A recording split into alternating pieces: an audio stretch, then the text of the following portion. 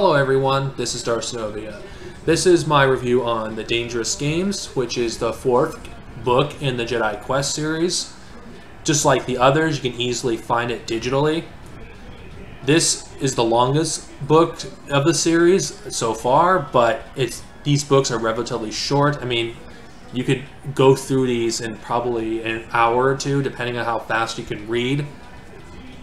What do I think of this? Well, one thing I'm starting to notice in this series is I'm starting to notice a pattern.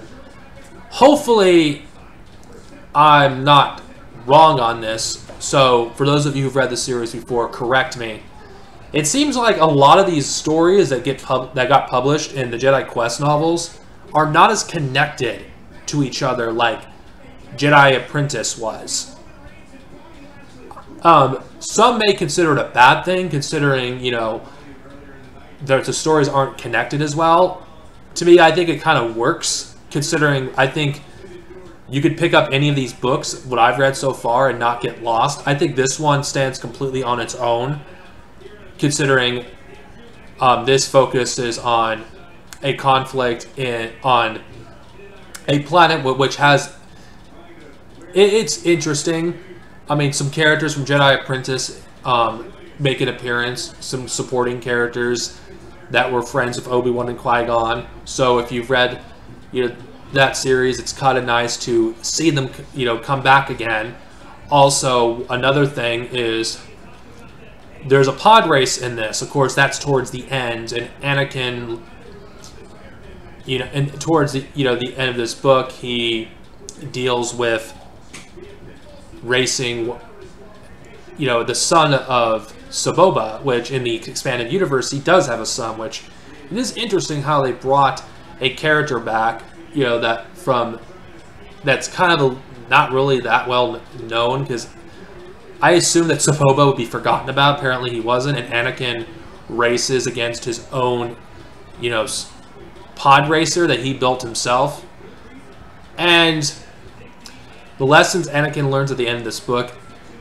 One thing I really noticed about these books, which I really like, I really wish they would have done this in the movies, is Anakin Skywalker, I feel like Jade Watson does a great job writing, Anakin and Obi-Wan.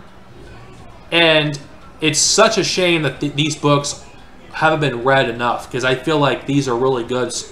This one is no exception. It is probably my favorite so far, because Obi-Wan and Ciri and all those other characters are all utilized properly.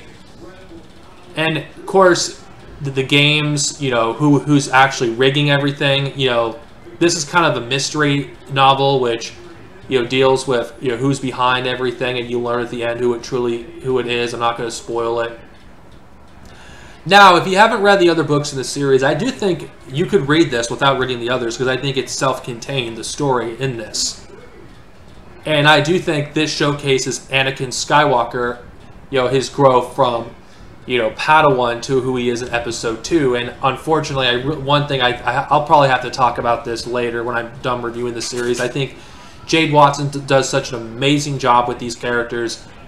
I really wish she would have wrote more. I wish she would have wrote some adult novels. I mean, it's hard to believe at times.